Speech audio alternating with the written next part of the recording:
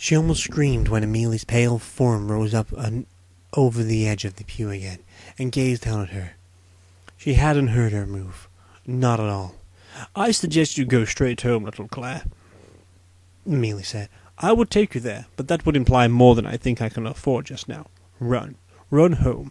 Hurry now, and if you have lied to me about the book, remember that many people might want such a valuable thing, and for many reasons.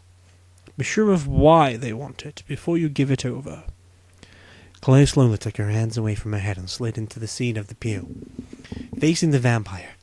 She was still scared, but Amelia didn't seem, well, evil exactly, just cold. Ice cold. And old. "What is it?" Claire asked. "The book." Amelia's smile was as faded as old silk. "Life," she said, "and death. I can tell you no more. It wouldn't be prudent." The smile vanished, leaving behind only the chill. "I believe you really should go now." Claire bolted up, hurried away, checking over her shoulder every other step. She saw other vampires coming out. She hadn't spotted them. Not one of them. One of them was John, from the library. He grinned at her, not in a friendly way. One of his eyes was milky white. She ran. Wherever Monica and her friends had gone, it wasn't the way Claire ran.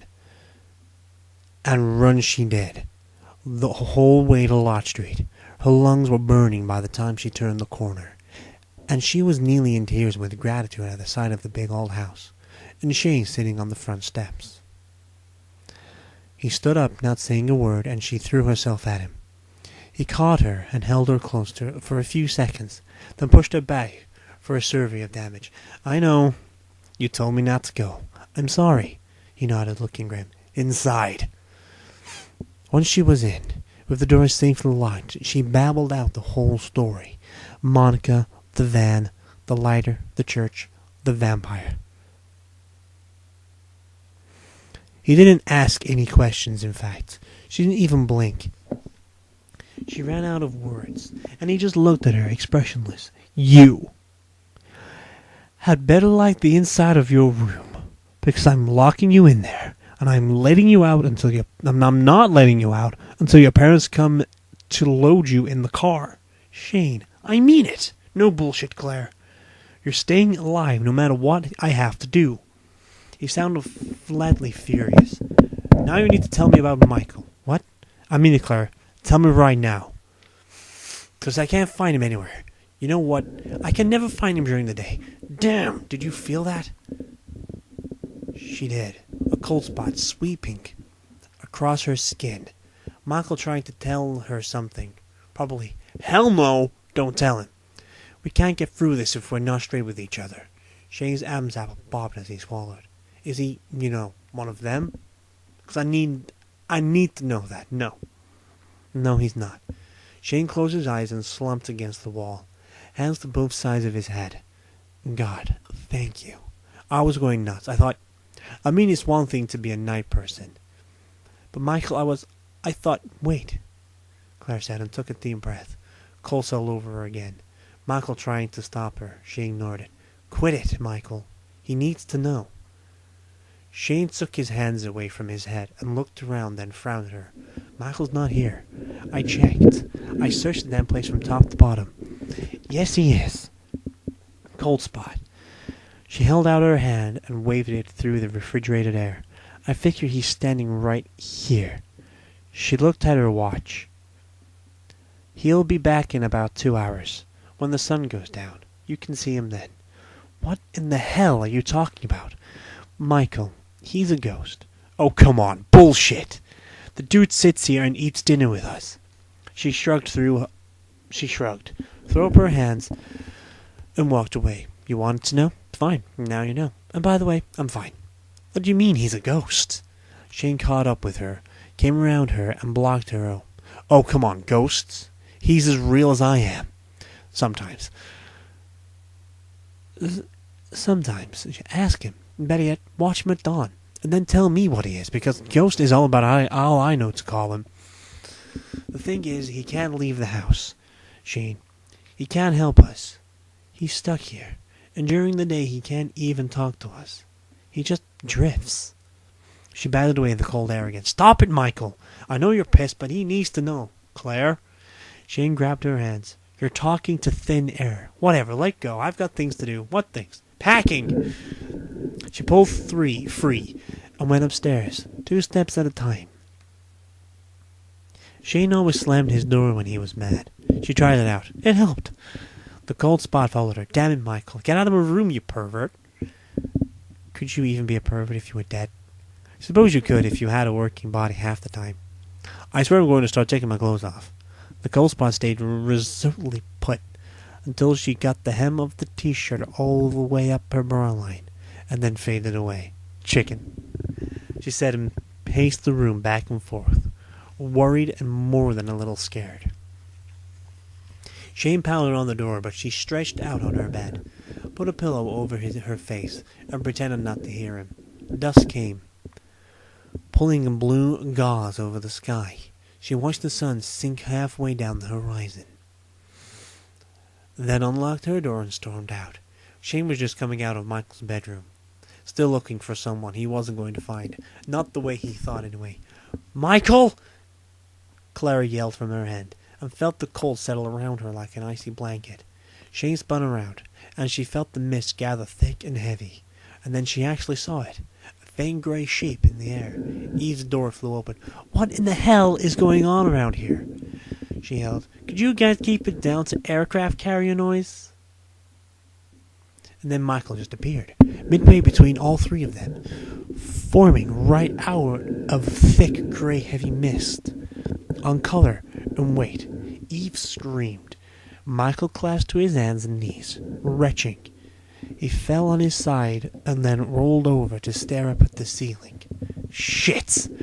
he gasped, and just stayed there, fighting for breath. His eyes looked wet and terrified, and Claire realized that it was like this for him every day, every night. Frightening, beyond anything she could even imagine. Claire looked down the hall at Shane. He was frozen in place, mouth open, looking like a cartoon character of himself. Eve, too, from her angle. Claire walked over, held out her hand to Michael and said, "Well, I guess that settles things." He gave her a filthy, wordless look, and took her hand to pull himself up. He staggered and leaned against the wall for support, shaking his hand when she tried to help. "In a minute. Takes a lot out of you," Eve said in a high, squeaky, airless voice. "The ghost! You're the ghost Miranda was talking about! Oh my God, Michael, you're the ghost, you bastard!" He nodded, still concentrating on breathing. Eve got control of her voice and squealed. "That is without a doubt the coolest damn thing I've ever seen in my entire life." Shane looked pale and shaken, and how predictable was this? Pissed. Michael met his eyes, and the 2 of them looked at each other for a long, silent second before Shane. "This is why you asked me to come back. Michael coughed when he sagged this time. Eve threw his arm around her shoulders. He looked surprised, then pleased.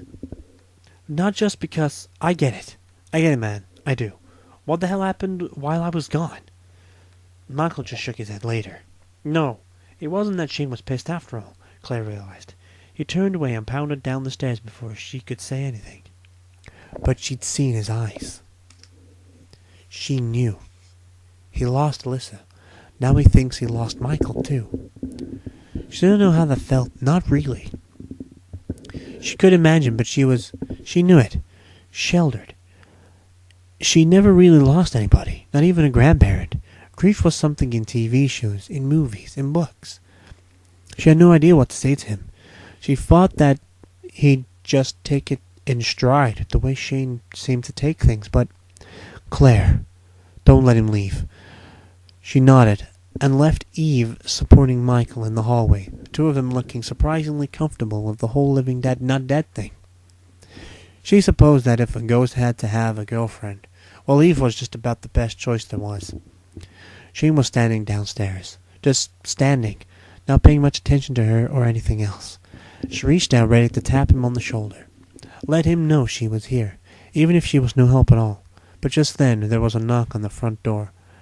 I swear to God if that's Miranda. He grated his fist. No, I think it's for me, Claire said, and darted around him to run down the hallway. She checked the peephole first, and sure enough there was Oliver, standing on the doorstep and looking uncomfortable. She supposed he had good reason. Geez, hang around anywhere after dark in Morganville had to be like hanging an eat me sign on your back. She unlocked the door and swung it open. I don't have a lot of time. Where are they? Shane and Eve. Inside, she said, and pulled it open wider. The universal signal for come in. He didn't. He held up a hand instead, waved it in the air in front of him with a puzzled frown. Oliver? I'm afraid you'll have to ask me in. It seems this house has some very detailed protections in place. I can't come in unless you ask. Oh, sorry about that. She was about to ask him inside when it occurred to her that maybe it wasn't the best idea. Just asking people in without okaying it with the rest of the glass house first. Especially since she was living here only another day. Can you wait just a second? No, Claire, I really can't, Oliver said impatiently. He was still wearing the hippie gear from Common Grounds, but somehow he looked different. Odd. Please invite me in. I don't have time to wait, but Claire, I can't help you if you won't trust me. Now quickly, before it's too late to let me in. But she pulled in a breath. All right, I invite you. No! It was a roar from behind her, absolutely terrifying, and she threw herself to one side and covered her mouth with both hands to hold in her scream. It wasn't Shane bearing down on her, it was Michael. Shane was behind him, and Eve, Claire, get back! Michael looked like an avenging angel, and nobody argued with angels.